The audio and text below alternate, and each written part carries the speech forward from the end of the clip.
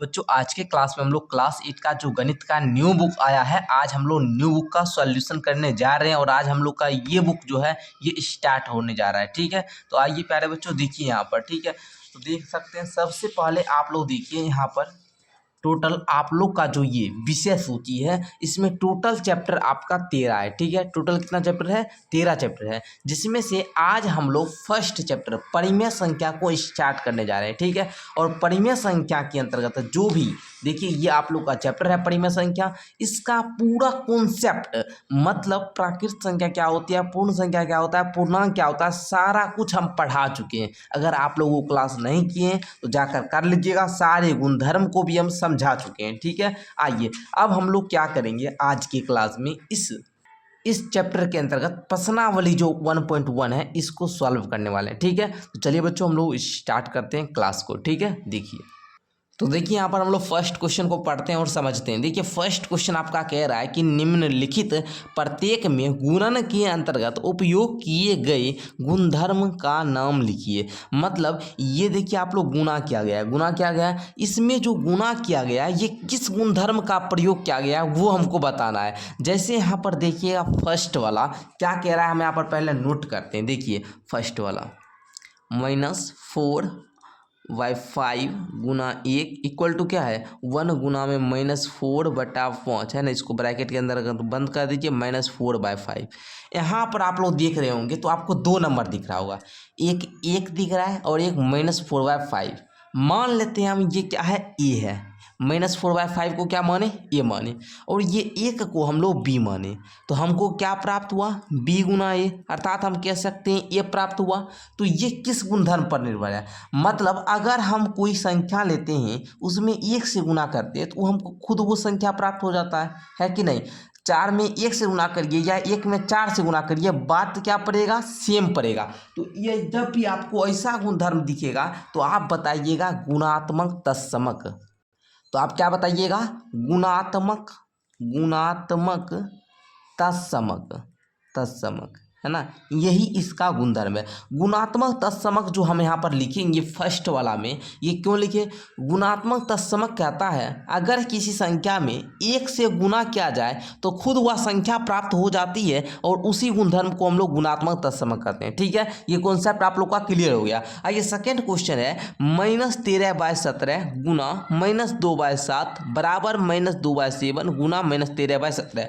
यहाँ पर आप लोग देखेंगे तो आपको एक कॉन्सेप्ट दिखेगा, हम पहले नोट कर रहे हैं, आप लोग भी पहले क्या कीजिए नोट कीजिए मेरे साथ। जब भी मैथ का क्लास कीजिएगा कॉपी कलम खोलकर बैठा कीजिए। ठीक है, बिना कॉपी कलम का लेकर मैथ नहीं पढ़ना है। ठीक है, देखिए यहाँ पर हम देखिए मान लेते हैं -13/17 जो है ये एक कोई क्या है ये संख्या है और -2/7 जो है ये कोई एक बी संख्या है और ये जो -2/7 ये क्या है बी है और -13/17 ए है। हमने यहाँ पर ये देखा कि ए में अगर बी से गुना करते हैं और बी में हम ए से गुना करते हैं तो बात दोनों सेम पड़ता है ना। कहने का मतलब 4 में 3 से गुना करिए या 3 में 4 से गुना करिए, बात दोनों क्या आएगा सेम आएगा। तो जब भी आपको ऐसा गुणधर्म दिखेगा, जब भी आपको ऐसा गुणधर्म दिखेगा तो आप बताइएगा गुणन का कर्म विनिमय नियम। क्यों, ये तो है कर्म विनिमय नियम पर है। ठीक है, लेकिन ये गुणा का प्रयोग किया गया है इसलिए हम कह रहे हैं कि गुणन का कर्म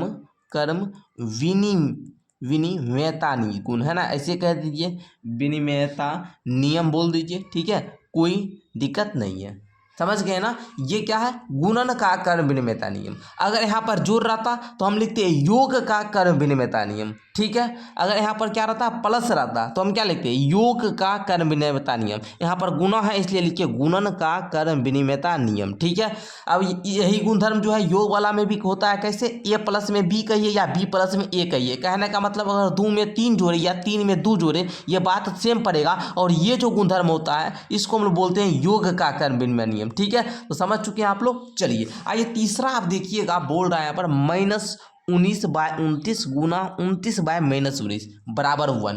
यहाँ पर देखिए पहले इसको नोट कर लेते हैं हम लोग, -19/29 है गुना में है 29/-19, यहाँ पर बराबर में 1। इसको काटिए इसको काटिए इसको काटिए इसको सॉल्व करने पर हमको 1 प्राप्त होता है। जब भी आपको ऐसा दिखेगा तो हम इसको बोलते हैं गुणन प्रतिलोम या गुणात्मक प्रतिलोम। गुणात्मक प्रतिलोम कहता है क्या गुणात्मक प्रतिलोम कहता है अगर किसी संख्या को हम लोग अगर उस संख्या से गुना करते हैं तो दोनों संख्या का गुणनफल यदि एक आ जाए तो वे दोनों संख्या एक दूसरे की गुणात्मक प्रतिलोम कहलाती है। मतलब अगर हमारा गुणनफल एक होगा, अगर हमारा गुणनफल, कहने का मतलब क्या, अगर जब भी हमारा गुणनफल एक होगा तो हम बताएंगे वह कौन सा गुणधर्म पर निर्भर है, तो बताएंगे गुणात्मक प्रतिलोम। जैसे अगर हम बोले 4/5 का गुणात्मक प्रतिलोम क्या हुआ, तुरंत बता देंगे सर 5 को ऊपर कीजिए 4 को नीचे कीजिए। पता होगा मैंने जब चैप्टर पढ़ा रहा था तो बताया था 5 को हम लोग ऊपर वाला को अंश बोलते हैं, नीचे वाला को हर बोलते हैं। मतलब कहने का मतलब अंश को हर बना दीजिए, हर को अंश बना दीजिए। ये जो नियम आपका गुणा वाला होगा इसको हम लोग गुणात्मक प्रतिलोम कहेंगे। सिंपल कहने का मतलब ये हुआ कि जब भी दो संख्या का गुणनफल एक दिखे तो वैसा गुणधर्म को हम लोग गुणात्मक प्रतिलोम कहेंगे। तो ये कौन सा गुणधर्म हुआ, गुणात्मक प्रतिलोम हो गया। ये कौन सा गुणधर्म हुआ, गुणन का कर विनिमयता नियम। ये कौन सा गुणधर्म है, तो गुणात्मक तत्समक नियम। कौन सा गुणधर्म है,